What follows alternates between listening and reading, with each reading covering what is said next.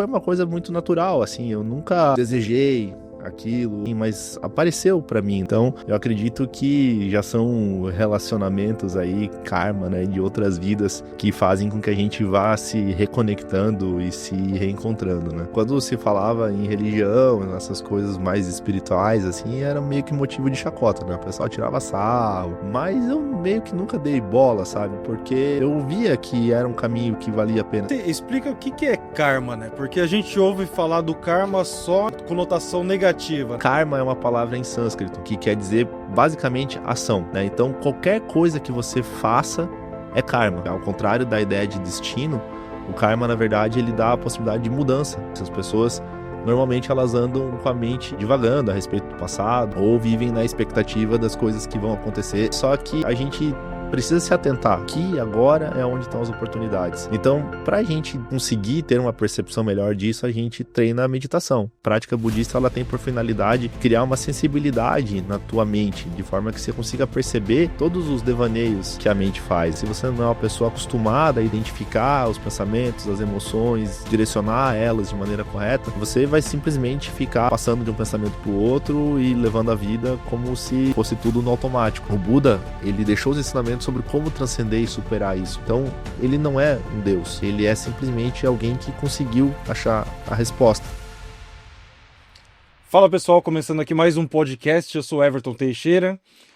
Esse podcast tem o intuito de trazer pessoas que têm destaque nas suas áreas e trazem uma influência positiva, tanto na economia quanto na sociedade em geral.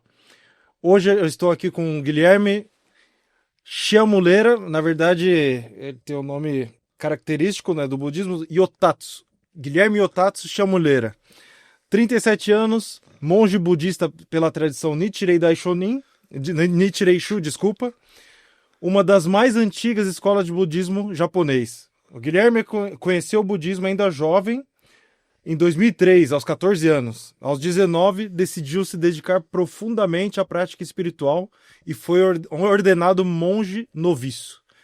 Guilherme, muito prazer. Não é muito prazer porque eu já te conheço, né? Mas bem-vindo ao podcast.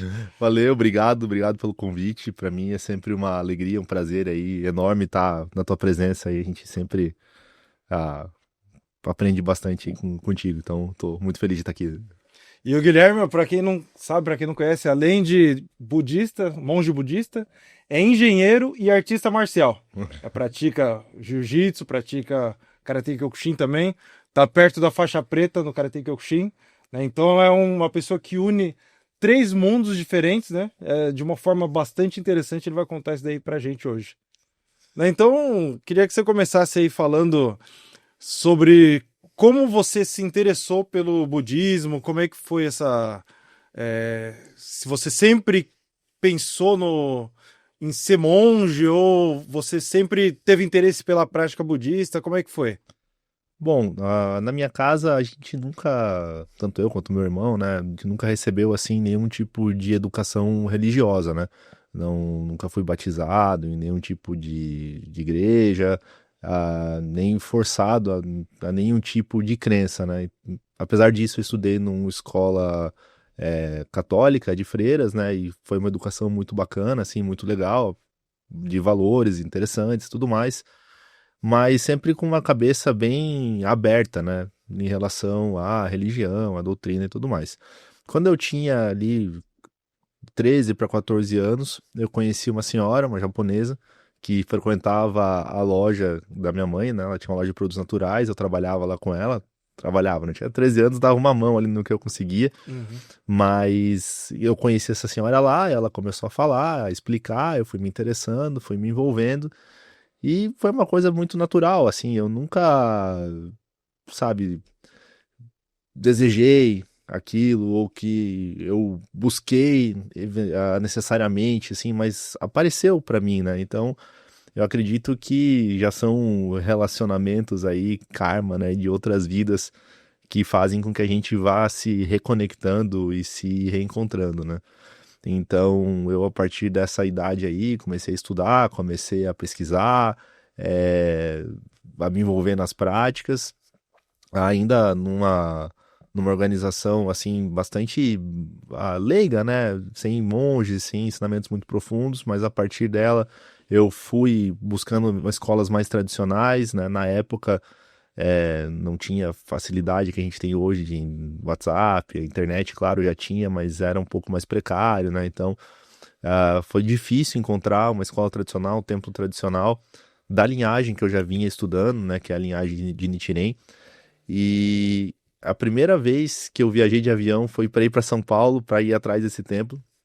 Então tinha ali 18 para 19 anos, estava na faculdade, fui para lá, fui sozinho, encontrei o templo e a partir dali me conectei. E o desejo de me tornar monge também foi uma coisa muito. é, Na verdade, foi uma coisa espontânea, assim. Eu nunca pensei, quero, né, muito ser monge e tal. Simplesmente aconteceu na minha vida, né? Caramba, interessante. Aí, no início, assim, você teve algum choque choque cultural ou das coisas que da base que você tinha antes, né, que você estudou no colégio de freiras, você teve alguma coisa que você pensou, caramba, nossa, isso daí é muito diferente, ou alguma coisa que você sentiu que te deu mais vontade de seguir por esse caminho mesmo, assim? Então, a parte doutrinária, assim, foi uma coisa que acabou saindo tudo muito natural, né? Parte dos ensinamentos, propriamente dito, mas o que foi mais um choque foi a questão da disciplina, né? Porque dentro do budismo, o budismo de forma geral, ele se transmite de mestre para discípulo sempre, né? Essa é a história do budismo já desde os primórdios, né? Sempre o mestre ensina para o discípulo, vai transmitindo os ensinamentos e assim o Dharma, né? Que são os ensinamentos budistas, vão se perpetuando. Mas no Japão, né? Até por influência ali do confucionismo e tudo mais, essa questão da disciplina novato, veterano, né? E mestre-discípulo é muito mais forte. Né? Então, por exemplo, se um veterano, ou principalmente o teu mestre, te falar que 1 mais 1 é 3, você aceita, né? Você não vai discordar, você não vai bater boca, você não vai. Enfim, você pode até saber que tá errado, mas você vai guardar isso no teu coração. Aí quando você for o mestre lá na frente, aí você pode dizer que 1 mais 1 é 2, mas até lá, 1 mais 1 é 3. Então isso no começo pode gerar bastante frustração, né? A gente acaba ficando, poxa, como assim? Mas com o passar do tempo, com o amadurecimento, a gente vai entendendo que tem um motivo das coisas serem ensinadas dessa maneira. Não é simplesmente arbitrário ou opressivo ou alguma coisa assim, né? Então, tem uma razão. Né? E quando a gente é jovem, tanto jovem em idade quanto jovem aí em experiência, amadurecimento, a gente não consegue perceber com muita clareza isso, né? Então, para mim, esse é o principal aspecto que a gente tem que começar a se familiarizar, né, com a disciplina, com respeito aos mais velhos, principalmente e ao mestre. Né? Uhum. E aí, na sua pesquisa inicial ali, o que fez você optar pela escola Nichiren Shu? Então, eu já conheci, né, o meu primeiro contato com o budismo já foi através da linhagem de Nichiren, né? Nichiren foi um monge do século XIII que viveu no Japão e ele ensinava os ensinamentos do Sutra do Lótus, que é um dos ensinamentos do Buda Shakyamuni, né? Mas Nichiren, ele considerava que esse era o ensinamento mais importante e que dava sentido e organizava todos os demais, né? Então, ele ensinava isso lá naquela época, no século XIII, e veio se perpetuando até chegar aqui no Brasil, e foi aonde eu tive o meu primeiro contato, né? Então, comecei a estudar, como eu falei, aquilo ali veio, assim, de maneira muito espontânea, muito natural, mas eu precisava alguma coisa mais tradicional, né? Eu queria alguma coisa com vínculo histórico, com linhagem, de fato toda a tradição, né, que envolve o budismo. Então eu fiz uma pesquisa, né, e encontrei a Nichiren Shu, que é a escola mais tradicional, mais antiga, mais rica em cultura e tradição dentre as escolas de Nichiren, né? Então, por isso eu acabei optando, mas não foi, de novo, meio que uma opção, foi uma coisa que simplesmente foi se desenvolvendo e acontecendo. Né? Uhum. E aí você disse que na sua casa não tinha ninguém seguia nenhuma religião, né? Não Aham. tinha uma conexão com alguma religião e como é que foi recebido pela sua família a sua opção de seguir pelo budismo e pelos seus amigos também, né? Que deve ser alguma coisa bem diferente, né? O pessoal acho que não tá tão acostumado a alguém optar pelo budismo, não sei, posso estar errado também. Não, na minha casa, na verdade, tanto meu pai quanto minha mãe, eles no primeiro momento se agradaram, gostaram, né? Acharam que o ensinamento era bom, de bons valores, de boa influência, né? Ninguém achou estranho nem nada, né? Foi, assim, super bem recebido isso. E até posteriormente, tanto meu pai quanto minha mãe também acabaram, né, começando a praticar e a se envolver e a conhecer mais, né? Já entre os amigos é um pouco diferente, porque hoje em dia, talvez um pouco menos, mas quando eu era lá adolescente, quando se falava em religião, essas coisas mais espirituais, assim, era meio que motivo de chacota, né? O pessoal tirava sarro, fazia bullying, dava risada, né? Mas eu meio que nunca dei bola, sabe? Porque eu via que era um caminho que valia a pena seguir. Então, nunca perdi nenhuma amizade, nem sofri muito por esses motivos, porque eu sabia que era uma coisa que, se todo mundo parasse para olhar com calma, né, ia enxergar o sentido daquilo que eu estava fazendo. E de fato, hoje em dia, né, o pessoal que é meu amigo desde essa época, eles já têm bastante respeito e consideração, alguns até também acabaram eventualmente se tornando budistas, ah, justamente por perceber que, né, é uma coisa consistente, que não foi só uma moda de adolescente, né? Uhum. E aí, essas outras áreas da sua vida, assim, o budismo, aí tem a engenharia e tem as artes marciais, assim. Como que elas se conectam, assim? Como que elas conversam entre si, assim? Eu brinco assim, né?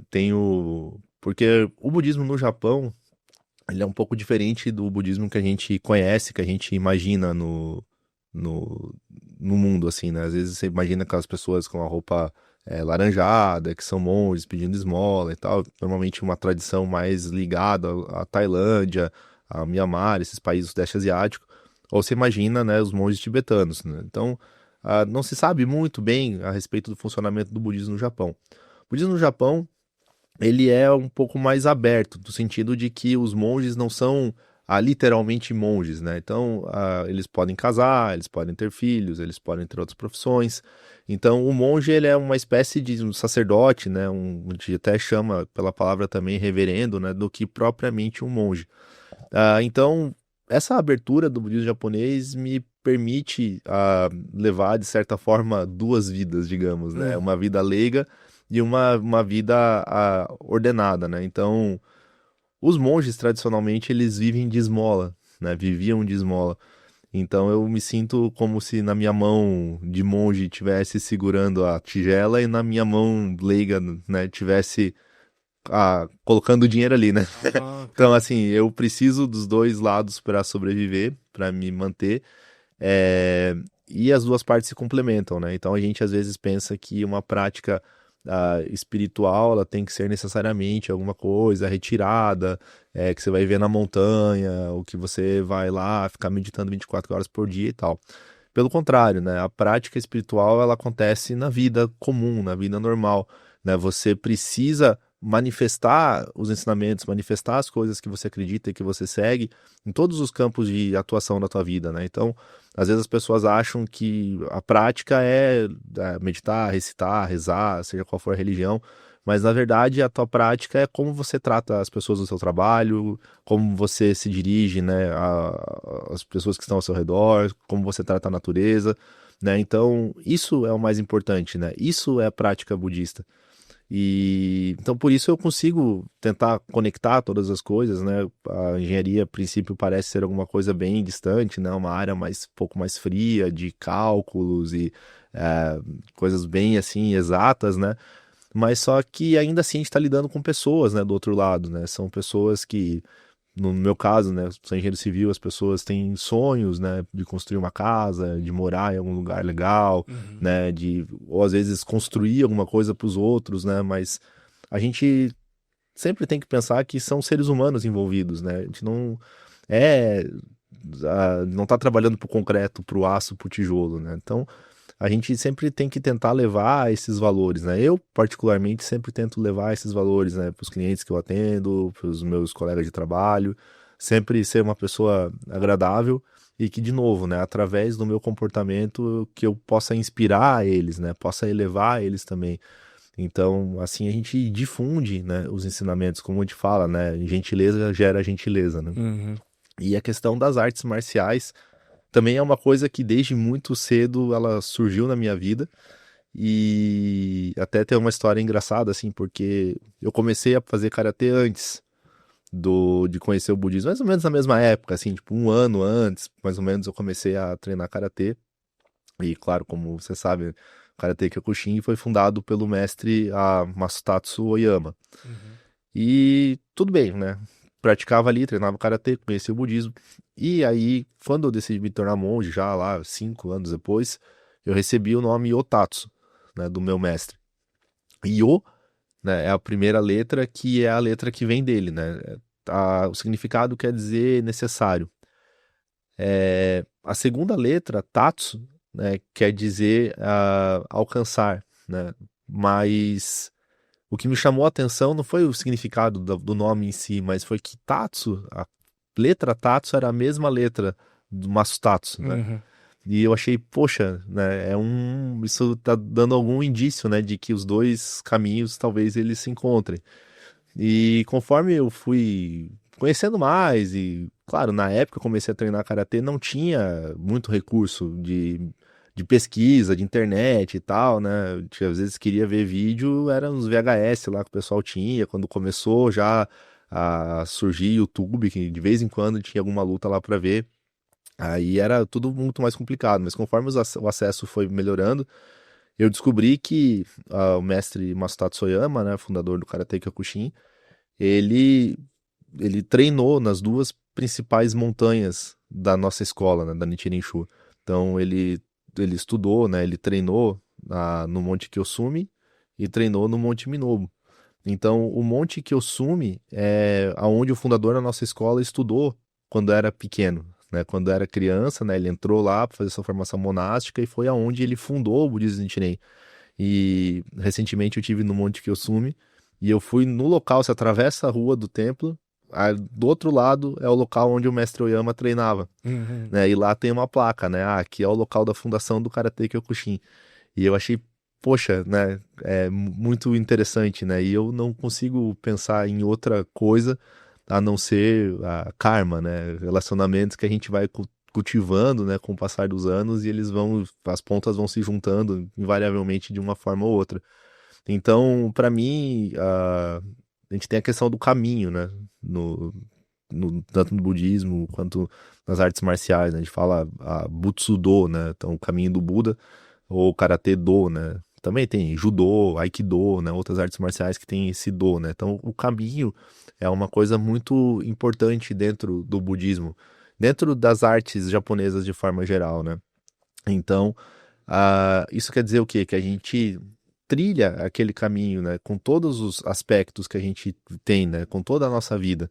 E a gente se dedica àquilo, a gente não está almejando chegar num ponto, né, eu quero chegar tal, no objetivo. Não, você segue o caminho por seguir o caminho, Uhum. né? Então, no final, eu vejo que todas essas três áreas, né, a área profissional, a área monástica, a área de praticante de artes marciais, fazem parte do caminho, né? Então a gente acaba por unificar todas as coisas através desse conceito, né?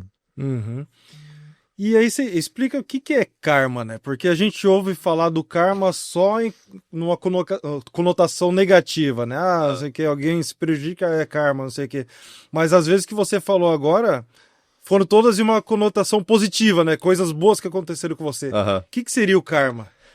Bom, karma, é engraçado que também muita gente, igual você falou, tem gente que vincula assim karma com destino ou com coisa ruim, né? Tal fulano de tal é um karma na minha vida, né? Ah, Tal situação é um karma na minha vida. Mas karma, né? Algumas pessoas inclusive falam, karma é o oposto de dharma e tal. Não sei da onde tiraram essa ideia também, aham. porque karma é uma palavra em sânscrito, né? Que quer dizer basicamente ação, né? Então, qualquer coisa que você faça é karma. Uhum. Né? Qualquer palavra que você fale, qualquer pensamento que você tenha, qualquer ação que você faça gera karma. Né? E o karma, a gente divide ele em 3 grandes categorias, né? Negativo, positivo ou neutro. Né? Então, se você faz coisas ruins, você recebe o fruto de coisas ruins. Se você faz coisas boas, recebe o fruto de coisas boas. É como você plantar uma semente lá de maçã e você vai colher maçã no final das contas, né? Uhum. É muito difícil alguém plantar uma semente de maçã e colher laranja. Muito difícil não, é impossível. Uhum. Né? Então o karma ele funciona dessa maneira, né? É uma espécie de retribuição pelas coisas que a gente cultiva na nossa vida. Né? Então a gente pode entender isso de uma maneira muito positiva, né? Porque ao contrário da ideia de destino, o karma, na verdade, ele dá a possibilidade de mudança, né? Porque o que acontece? A gente está fazendo coisas o tempo inteiro na nossa vida. Então, se a gente recebe alguma retribuição ruim, a gente pode transformar isso no momento presente. Né? A gente pode tomar atitudes diferentes, reagir a situações de maneiras diferentes, de forma que a gente possa criar condições boas para o futuro. Uhum. Então a gente sempre fala, né, que às vezes as pessoas pensam em karma, vidas passadas, né? Tipo, na minha vida passada eu era Cleópatra e tal. Todo mundo é uma pessoa importante na É. vida passada, né? Mas ah, a verdade é que tá tudo no presente, né? Se você quer saber o que aconteceu com você no passado, olha para os resultados do presente. Se você quer saber como que vai saber o futuro, olha para as suas ações do presente, né? Então a gente sempre volta para o aqui e agora e sempre pensando, né? O karma é alguma coisa que está sempre passível à mudança. Então, se a vida está ruim agora, a gente pode transformar isso para algo positivo. Uhum. E aí você disse sobre a importância do. Você falou que tá tudo no agora, né? Como que se pratica essa questão de estar no agora, de estar no presente, porque as pessoas geralmente vivem sempre ou pensando com a cabeça no passado ou com a cabeça ocupado pensando no futuro, né? Como se faz para estar no presente assim? Uhum. A gente sempre fala que quando a gente anda, a gente tem que andar. Quando a gente come, a gente tem que comer. Quando a gente deita, a gente tem que deitar, né? Porque é justamente isso. As pessoas, normalmente, elas andam com a mente divagando a respeito do passado, né? Remoendo as coisas que fizeram, ou com as coisas que deixaram de fazer, lamentando. Ou vivem na expectativa das coisas que vão acontecer no futuro. Mas só que a gente precisa se atentar, né? Aqui, agora, é onde estão as oportunidades. Então, para a gente conseguir ter uma percepção melhor disso, a gente treina a meditação, né? A gente treina a prática budista, né? A prática budista ela tem por finalidade criar uma sensibilidade na tua mente, de forma que você consiga perceber todos os devaneios que a mente faz, né? Então, se você não é uma pessoa treinada, se você não é uma pessoa acostumada a identificar os pensamentos, as emoções, direcionar elas de maneira correta, você vai simplesmente ficar passando de um pensamento para o outro e levando a vida como se, né, fosse tudo no automático. E por mais que a gente pense, às vezes, que a gente tem o controle total de todas as situações, na maior parte das vezes a gente vive sim no automático, né? A gente acaba criando condições baseadas em tendências que a gente tem na nossa vida. Então, por exemplo, se você gosta de determinado tipo de comida, num exemplo bem banal, a chance que você escolha coisas relacionadas ou com o mesmo sabor, ou que seja sempre literalmente a mesma comida é muito grande. Você não vai conseguir abrir a cabeça e experimentar coisas diferentes, né? Então, a maior parte das pessoas cria esse automatismo e vive basicamente dentro disso. Então, o budismo ele fornece as ferramentas, né, para que a gente possa quebrar essa forma automática de pensar e de viver, né? Então, isso é através da observação da própria mente, né? A gente vê as sensações, vê as emoções e direcionar os pensamentos, né, e as ações de maneira correta. Né? Uhum. E assim, além do da meditação, quais são as práticas no budismo, assim? Como é que funciona? Bom, a gente tem uma. Normalmente também, o pessoal fala em meditação, em budismo o pessoal pensa, meditação, sentar lá silenciosamente e tal. A verdade é que essa é uma prática, né? Tem várias formas de prática. Então, desde você limpar a casa, né, até você recitar sutras e tudo mais, tudo isso é uma forma de prática, né? Uhum. A gente chama isso de shugyo, né? É treinamento, né? Tudo é treinamento. Então, por exemplo, a questão da limpeza. Se você faz a limpeza com uma mente correta, né, com a mente presente, concentrada, consciente, isso é uma forma de prática, né? Então, inclusive, tem uma história de um monge que dizem que ele tinha capacidades intelectuais bem baixas, assim, né? Uhum.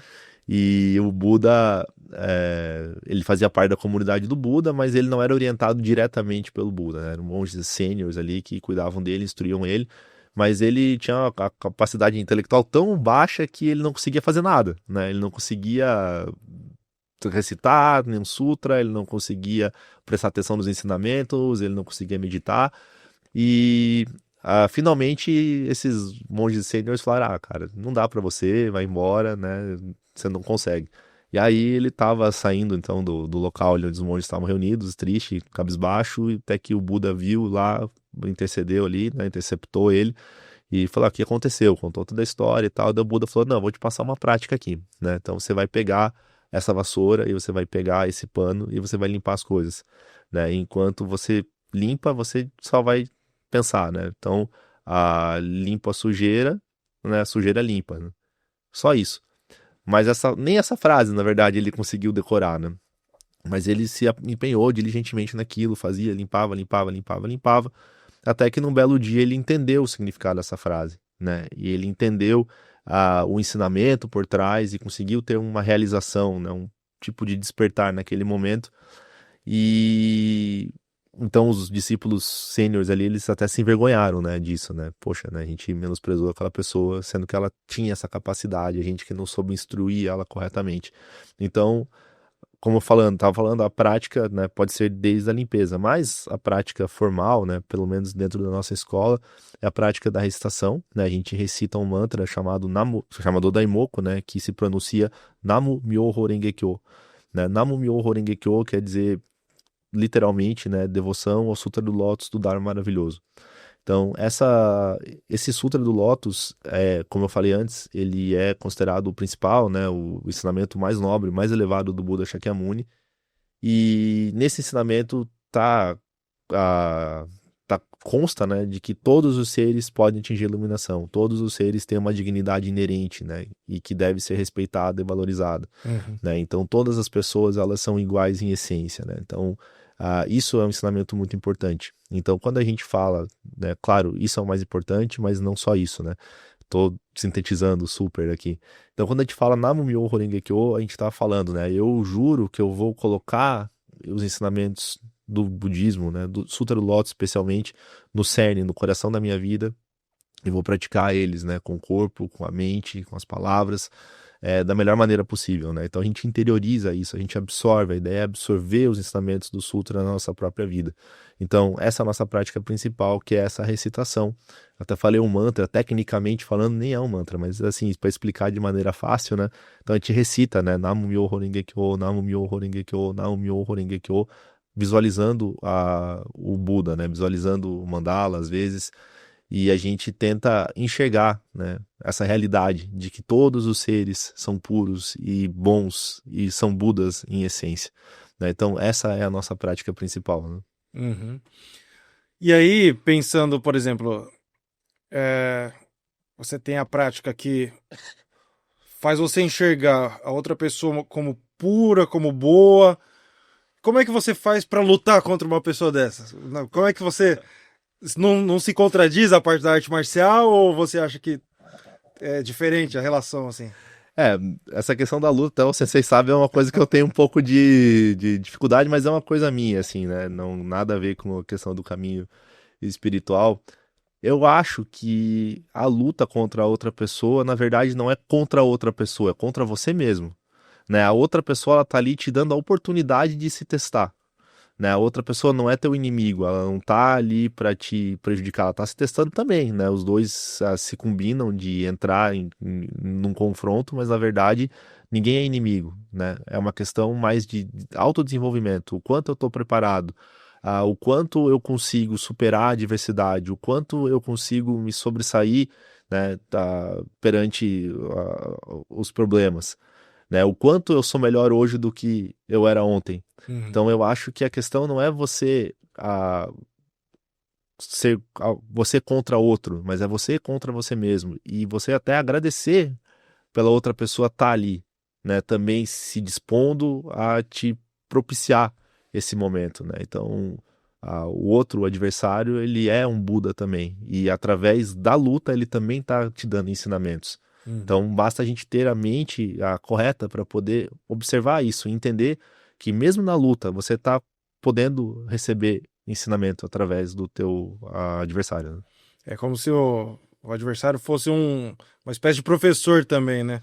E as situações da vida também fossem professoras também, assim. Exatamente. Todas as situações, a gente fala que o Buda está sempre presente em todos os lugares, né? Desde que você tenha o coração, a mente correta para enxergar isso.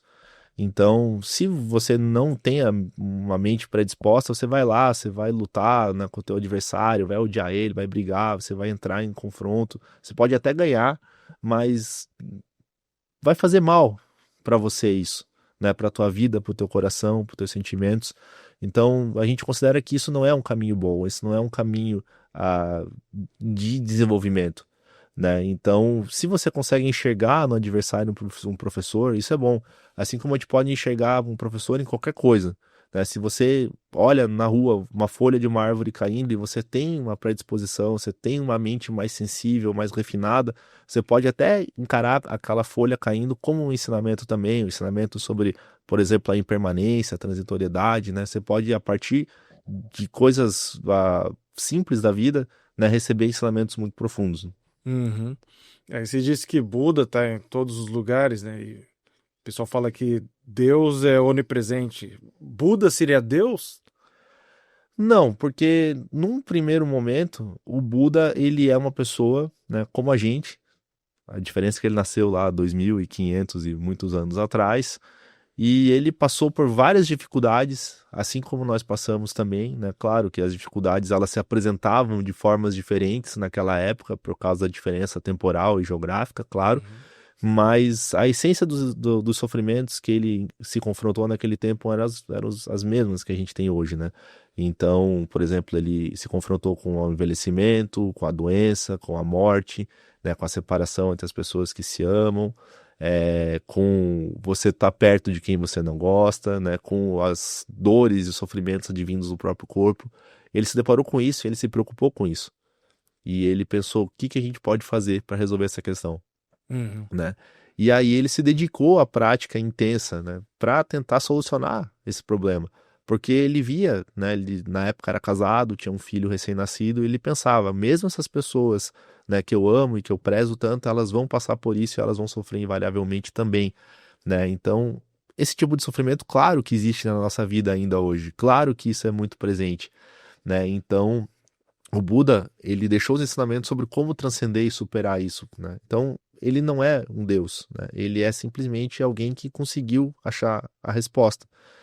Quando a gente fala que o Buda está presente em todas as situações, né, a gente está falando de uma realidade aí um pouco mais abstrata, né? Um pouco mais, não digo nem metafísica, mas a gente fala um pouco no budismo a respeito do vazio, né? O que que é o vazio? O vazio é a ausência de conceitos, né? A ausência de rótulos, de preconceitos, de conteúdo, porque às vezes as pessoas olham, tal coisa é bonita, tá? Tal coisa é feia, tal coisa é grande, tal coisa é pequena. Mas só que o que pode ser bonito para uma pessoa pode ser horroroso para outra, né? Uhum. Então são conceitos subjetivos. Então quando a gente consegue olhar pro vazio disso, né? De que aquilo, por exemplo, uma montanha ela é uma montanha, ela não é bonita, não é feia, grande, pequena, ela é o que ela é, né? Então nesse momento é como se a gente estivesse enxergando o Buda ali, não, então não é a pessoa, né? Não é um ser que tá lá flutuando em algum lugar e tal, né? Olhando pela gente, mas é essa realidade transcendente que a gente pode acessar também. A gente também pode se tornar Buda. Então acho essa é a principal diferença com o conceito de Deus, né? Uhum. E aí você disse que o pessoal tem uma confusão entre o karma e o dharma. E o que que é o dharma?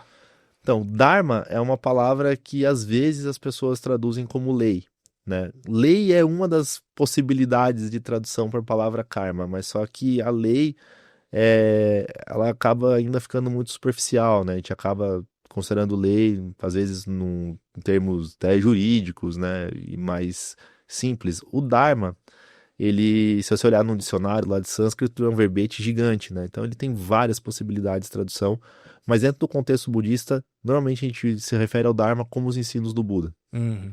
né? Os ensinamentos do Buda, ou também os fenômenos, né? As coisas como elas são, como elas acontecem, a gente também se refere a Dharma, né? Então, não é coisa boa, né? Às vezes as pessoas entendem assim, Dharma são coisas boas, fiz uma coisa boa, isso é Dharma. Aham. Não, né? O Dharma são ensinamentos, né? Ensinamentos são a forma de se viver a vida e também é a realidade, né? Subjacente a todas as coisas, né? Então, que no final das contas a gente budista entende que a realidade são os ensinamentos do Buda, né? Então, acaba os conceitos se entrelaçando, né? Mas é uma coisa muito ampla e que muitas vezes a gente opta nem por traduzir, né? É melhor não traduzir, deixar lá e a pessoa, conforme o contexto, vai lá, procura ler e se inteira e entende o que está querendo dizer naquele determinado momento, né? Uhum. E aí, voltando à sua história, assim, acho que bastante gente tem curiosidade em saber como que é o treinamento para se tornar um monge, assim. Como que é o dia a dia no mosteiro. Eu não sei não sei se eu falei isso corretamente, mosteiro, mas não sei como que é o dia a dia, o que que você tem que fazer, como se tornar um monge e qual é a hora certa de tomar essa decisão para se tornar um monge, assim. Bom, o treinamento em si ele pode variar, né? Porque é um relacionamento de mestre e discípulo. O mestre ele vai te dar as coordenadas, as instruções e vai te encaminhar de acordo com o entendimento dele a respeito da tua capacidade de amadurecimento, né? Então, eu levei 16 anos, né, para conseguir finalizar tudo.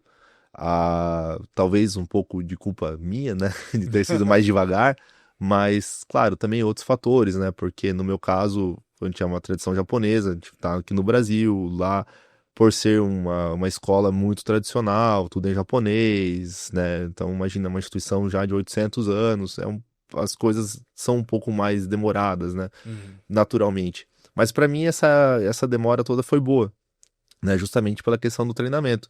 Então eu pude entrar em retiro monástico, né? Várias vezes, eu pude viajar a vários países, né? Eu pude me expor a várias situações de estudo e de prática muito interessantes. Então, ao longo desses 16 anos, eu eu tive muita sorte, né? De ter tido grandes oportunidades. Os retiros que a gente faz, né, por exemplo, quem mora aqui no Brasil precisa participar de alguns retiros monásticos, né? Então, dentro desses retiros você tem toda uma disciplina de horário que você vai dormir, horário que você vai acordar, horário que você vai comer, quando você pode falar, o jeito que você come. Na verdade, tem uma regra que regula praticamente todas as coisas que você faz lá dentro, né? Então, isso para algumas pessoas pode parecer um pouco angustiante, né? Mas por outro lado, eu acho muito libertador, sabe? O último retiro que eu fiz, que foi a minha conclusão, a minha formatura, foram 35 dias, né? Dentro de um mosteiro no Monte Minobu, no Japão, que fica na província de Yamanashi, mais ou menos 1h30 de Tóquio. E nesse local, né, dentro desse mosteiro, a gente acordava 3h30, pouquinho depois ali, 3h30 da manhã, aí a gente tomava banho de água gelada, né? Então, não era uma temperatura externa agradável, era em torno de 4, 5 graus de manhã cedo. Tomava banho de água gelada, né? Para se purificar, para acordar, para começar o dia com mais energia. E aí já começava a rotina de recitação de sutras, né? A gente caminhava até o topo da montanha para ir para um outro templo para poder fazer cerimônias, aí tinha as aulas, né? Tinha os estudos, tinha as práticas litúrgicas. Mas essa disciplina, né, ela dá muita liberdade, né? Então você consegue, pelo menos eu senti, né, uma sensação boa, na verdade, né? Apesar daquela tensão, né, de você ter que fazer tudo certinho o tempo inteiro e tal, mas você se sente livre, né? É uma coisa assim que eu não sei explicar, a pessoa tem que experimentar, né? Então você se sente muito muito disposto, muito livre, com a cabeça muito aberta, né, para receber, né, receber e aproveitar o máximo possível. Então esse treinamento Como eu falei do caminho, a pessoa não pode entrar nele pensando, quero entrar porque daí em 2, 3 anos eu vou me graduar, eu vou virar monge e tal. Não, é uma coisa que você tem que viver, experimentar, né? Você tem que sentir. E, e eu acho que é isso, né? Varia um pouco dependendo da situação, dependendo do mestre, mas não é fácil, né? Mas só que, por outro lado, é muito gratificante e recompensador. Uhum. E hoje você tá na posição de mestre, né, já, né? Mestre, acho que ainda não, né? Não, eu me considero um aprendiz ainda, né? Eu não tenho nenhum discípulo e também eu oriento, né? Ajudo a orientar uma comunidade de praticantes aqui no Brasil, mas só que eu sempre procuro mais, né? Eu acho que quando a gente se coloca nessa posição de mestre, a gente acaba fechando a porta para várias coisas. Uhum. A gente sempre fala a respeito da mente de principiante, né? Essa mente de principiante, o que que é? É aquele entusiasmo, aquela alegria, né? Então, se escutar alguma coisa como se você estivesse ouvindo pela primeira vez. Às Uhum. vezes, quando você já se torna um pouco mais experiente em algum assunto, você ouve assim, tá, isso aí eu já sei, isso aí eu já ouvi. Não, né? Você ouvir, mesmo que você já tenha ouvido milhares de vezes, você tem aquela alegria, aquela disposição, né? Aquela energia, poxa, que legal. Então, isso a gente tem que sempre tentar cultivar, né? Porque aí a gente tá com o coração aberto para poder aprender mais, receber mais. E então eu não me considero mestre, sei lá, quem sabe algum dia talvez alguém me considere, né? Mas eu pretendo nunca ser, né? E assim, mas no caso, você já orienta pessoas que estão iniciando na prática, assim.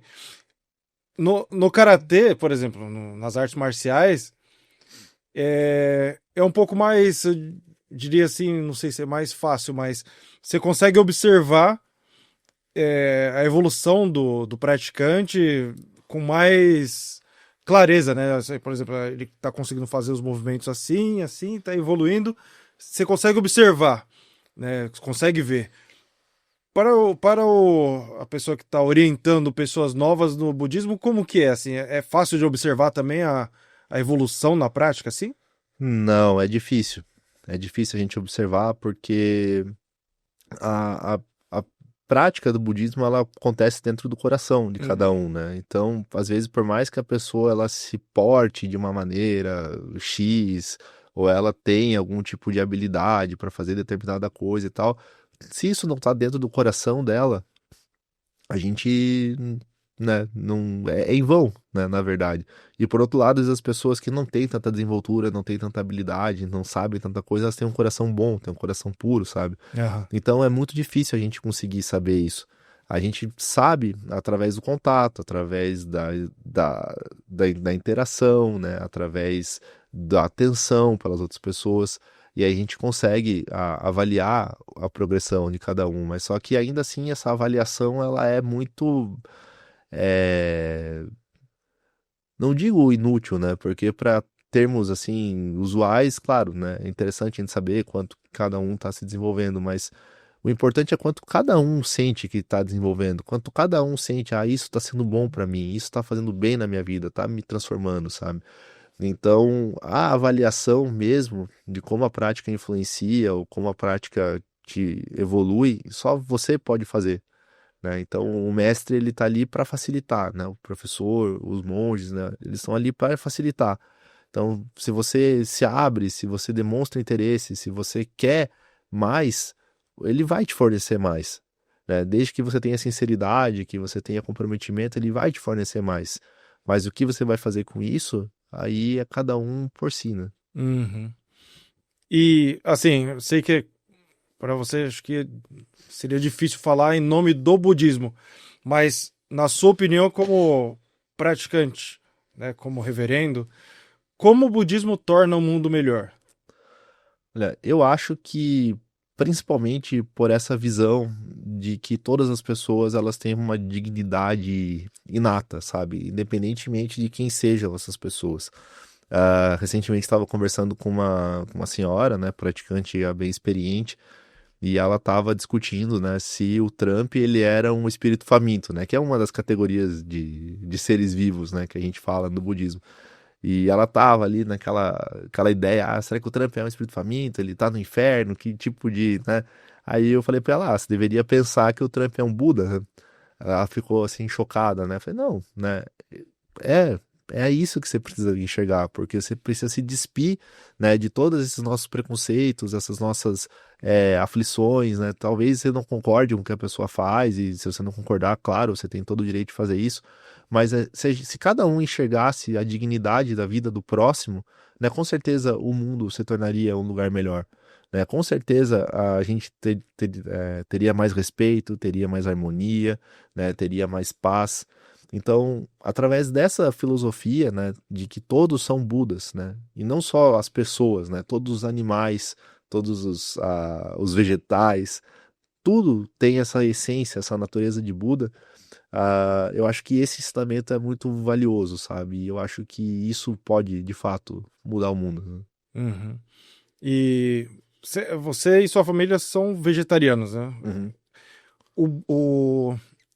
A pessoa praticante do budismo, o monge, ele precisa ser vegetariano ou é uma opção que você teve independente do budismo, assim? Essa é uma questão bastante debatida, assim, inclusive dentro dos círculos budistas mais tradicionais, assim, os monges e tal, porque tem uma controvérsia já a respeito se o Buda era vegetariano ou não, Uhum. né? Então, por exemplo, quando ele morreu, né, ele comeu uma comida que estava intoxicada. Só que a forma como essa comida é chamada nos textos clássicos não deixa claro se era carne de porco ou se era um cogumelo que tinha a textura, né, a consistência de uma carne de porco. Uhum. Então é uma briga eterna essa daí. Não, mas o Buda não era vegetariano, o Buda era e tal. O que eu acredito, né, é que essa questão de ser vegetariano tem que partir de cada um. Por exemplo, nossa escola isso não é obrigatório. Você pode comer carne se você quiser, não tem nenhum problema. Mas é uma decisão tua de fazer uma prática. Então eu encaro o fato de eu ser vegetariano como uma prática, eu estou praticando, né? Então o fato de eu estar praticando não me faz melhor do que ninguém, não me faz especial, não faz as outras pessoas menos desenvolvidas do que eu, nem nada. Né? A partir do momento que por causa de uma prática que eu faço, eu crio divisão, né? Ou eu crio algum tipo de animosidade, tipo, fulano é pior, então todos os méritos daquela prática elas vão pro ralo imediatamente. Né? Então, na verdade, o fato de eu ser vegetariano é uma decisão minha, né? Eu faço porque eu quero, né? Não porque é melhor ou pior, né? Então, é um caminho, né? Igual eu falei antes, né? Uhum. Faz parte do caminho, mas não uma obrigatoriedade. Né? Uhum. Aí você falou sobre o Trump, se ele seria um espírito faminto, e eu, assim, eu assisto anime desde que era moleque. No Cavaleiro Zodíaco, tem um dos cavaleiros lá que é o Shaka de Virgem. Ele é do budismo. E um dos golpes dele lá, ele menciona os estágios, diferentes estágios das pessoas que vivem, como você disse, né? E um deles é o dos espíritos famintos. Queria que você falasse um pouquinho mais sobre esses estágios aí. Legal. Então, a gente fala que existem 10 estados de vida, né? Que Uhum. as pessoas passam no decorrer do cotidiano, assim, né?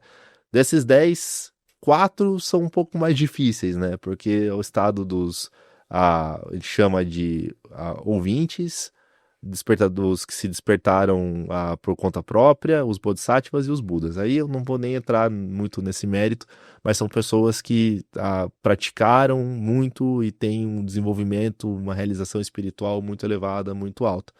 A gente, né, aí pessoa normal, nós ficamos nos 6 reinos inferiores, né, nos 6 mundos inferiores, né, que é inferno, espírito faminto, animalidade, mundo dos animais, o reino dos humanos, o reino dos Ashuras, ou semideuses, e o reino dos deuses. Então, isso é o que constitui o Sansara. Então, dentro desses 6 reinos, as pessoas ficam transmigrando e renascendo. Né? Então, cada um desses 6 reinos pode ser entendido como uma forma de vida real, um lugar real, quanto um estado, quanto uma figura, uma metáfora para um estado da nossa própria mente. Uhum. Né? Então, por exemplo, o inferno, né? O inferno é um local de sofrimento extremo, né? Todo mundo que tá lá, até a ideia de inferno cristão que a gente tem mesmo se aplica, né? A pessoa tá lá sendo torturada, sofrendo, chorando, passando por todas as angústias e agruras lá possíveis. Então, esse é o estado de inferno. Então, sem esperança, sem nenhum tipo de alegria, né? Tudo de ruim. Mas a gente também tem esse estado de vida dentro da nossa própria mente, né? Às vezes a gente experimenta isso no nosso cotidiano, né? Uhum. Então, às vezes a gente está num estado de depressão muito profunda ou aconteceu alguma coisa muito grave, muito triste na nossa vida, que a gente não consegue ver solução, a gente não consegue ver saída, né? Todas as coisas, elas nos tornam só mais infelizes. Isso é o estado de inferno. Uhum. Depois, o segundo pior é justamente dos espíritos famintos, né? Então, os espíritos famintos dentro vamos dizer assim, da tradição budista aí, eles são representados como tendo um pescoço bem fininho e uma barrigona bem grande, né?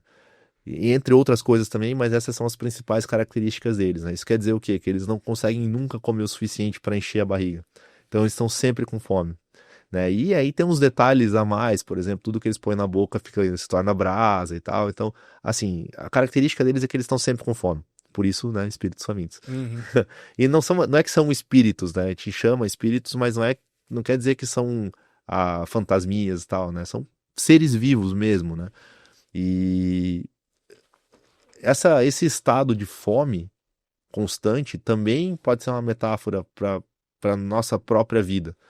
Quantas vezes a gente também tá querendo mais, mais, mais, nunca tá saciado, nunca é o suficiente, fome mesmo, né? Fome no sentido de querer mais dinheiro, de querer mais poder, de querer mais fama, de querer mais comida, às vezes também, né? A gente vive, né, com essa falta dentro da gente insaciável, né? Esse vazio dentro da gente insaciável. Isso também é um estado de vida que a gente enfrenta, né, no Uhum. nosso cotidiano. O próximo é o estado dos animais. Aí já é um pouco mais fácil a gente visualizar, né? Porque animais a gente tem no nosso convívio, né? E só que as pessoas pensam, animal, gatinho, cachorrinho, né? Bonitinho, vai lá, brinca. Mas na verdade o mundo dos animais é bem pior do que isso, né? É um mundo de medo, é um mundo de instinto, é um mundo de caça, é um mundo de morte, né? Então, os animais vivem pelo instinto, eles são escravos da própria espécie, né? Eles não têm a opção, eu vou ser um leão melhor, né? Vou ser um leão mais espiritualizado. Não, leão é um leão, ele vai acordar com fome, ele vai lá e vai matar a zebra e ponto, né? Uhum.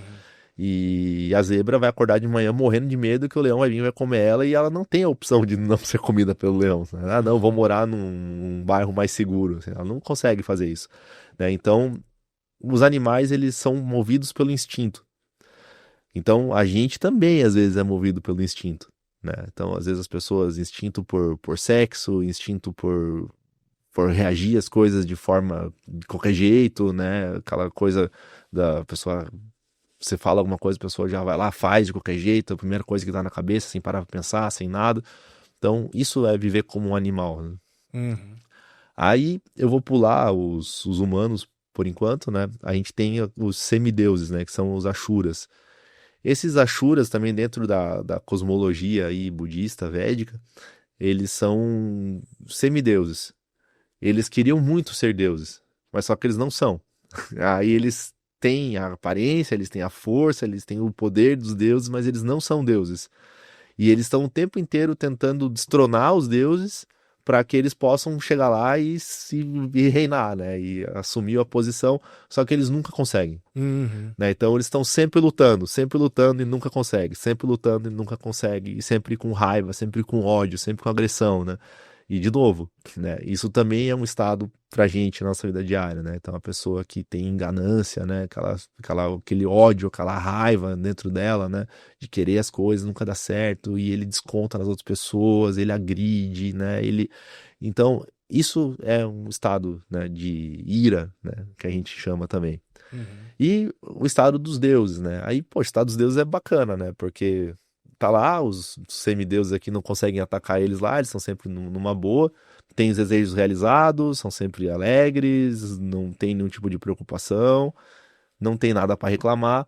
Só que esse estado, né? de alegria muito grande, de euforia muito grande, é inebriante. Eles estão ali, eles não conseguem se atentar, né, para o sofrimento real das coisas. Então eles ficam ali até que aquilo vai decaindo, né? Porque nada dura para sempre, esse é um outro ensinamento budista. E aí quando isso decai, eles se dão conta, né, de que eles perderam tudo aquilo que eles tinham e são jogados imediatamente para estados inferiores, né? Então, por exemplo, quando você está muito alegre, muito feliz, às vezes a gente esquece, né, das responsabilidades, dos problemas, a gente fica ali naquela sensação, aquele oba-oba, e quando você vê, você já tá com a corda no pescoço, né? Então, isso é o estado de alegria. O estado humano, né, é um estado mais ou menos sóbrio, porque você não está alegre o suficiente para ficar inebriado, nem sofrendo o suficiente para não conseguir sair daquela situação. Então, o estado humano, ele te dá a possibilidade, né, de você aí sim ir para aqueles 4 nobres que eu falei lá atrás, né, através da prática, da contemplação, do estudo, você chegar até lá, né? Então esses 6 estados são representativos, né, dos nossos estados mentais e são estados que a gente passa, a gente transita na nossa vida, né? Então basta a gente treinar a mente para saber aonde a gente se encontra e como a gente sair dali. Então não é que é um estado fixo, né? Não é que você vai ficar para sempre ali, né? Você vai transitando entre eles, mas o ideal para se alcançar um estado mais benéfico assim seria o estado humano, então. O estado humano de equilíbrio, né? Um equilíbrio entre as coisas. Só que o problema é que é muito difícil a gente conseguir ficar. Tem gente que passa a vida inteira vivendo como um animal, né? Então ele tem ali a forma humana, mas na verdade os comportamentos não condizem, né? Então é muito fácil a gente criar uma tendência, claro, né? Durante um dia mesmo a gente passa por esses 6 estados. Você acorda alegre, que bom, o dia tá bonito e tal, vai lá, chuta o pé da cama, já fica brabo, já xinga, daí a mulher já escuta, já vai lá, já te dá uma bronca e você já fica chateado, e, sabe, a gente fica transitando por isso aí, mas como se fosse tipo uma pipa solta, assim, bate o vento, você vai para um lado, vai para o outro, a menos que você pegue a corda da pipa ali e assuma a direção, você fica ali vagando, né, sem rumo. Então, a prática budista faz que a gente consiga pegar a corda da pipa e, opa, né, aonde eu vou ir agora, né? O que eu estou fazendo? Né? Então, é a prática que vai fazer a gente ver qual é a nossa tendência, né? O que acontece na nossa mente e como a gente aplica antídotos para que a gente não sofra mais. Então a gente está chegando no fim desse episódio aí. Nossa, aprendi coisa pra caramba aqui, foi muito legal. Queria que você deixasse assim, as pessoas que ficassem interessadas em ter contato com você, em aprender mais com você, assim, você deixasse tanto uma mensagem quanto os links, onde as pessoas podem te encontrar. Legal. Bom, primeiro queria te agradecer, né, por ter me convidado. Estou muito feliz de estar participando aqui hoje. Eu falo pra caramba, às vezes falo até demais enfim, se vocês ficaram aí com alguma dúvida ou se isso te instigou de alguma maneira, né, você pode me encontrar no Instagram, né, pode procurar lá Monge Otatsu ou Nichiren Shu Brasil, né, lá você vai encontrar os 2 contatos, né, tanto o meu pessoal quanto da escola. E a partir dali a gente pode começar a conversar, né? Pode entrar em contato, a gente tem uma sangha virtual, né? Uma comunidade budista virtual com práticas online diárias, né? Então a pessoa pode se engajar ali todo dia, às 6, 10 da manhã a gente transmite, né, uma prática de recitação, então uma forma boa de começar amanhã refletindo, pensando, colocando a mente em ordem. E se você entrar em contato, com certeza eu vou ficar aí muito feliz e é isso aí. Espero que a gente possa conversar pessoalmente. Muito obrigado pela participação. Muito obrigado, eu que agradeço. Foi tanto assunto que já fica o convite para o próximo episódio aí, né? Então a gente com certeza faz algum próximo episódio aí, né? E a todos vocês que assistiram, muito obrigado também. Espero que vocês tenham gostado, né? Se gostaram, deixa o like, né? Se inscreve no canal, compartilha com quem vocês gostaram, com quem vocês conhecem aí. Todos os links que ele mencionou vão estar na descrição do vídeo. Então é isso aí, obrigado e até a próxima.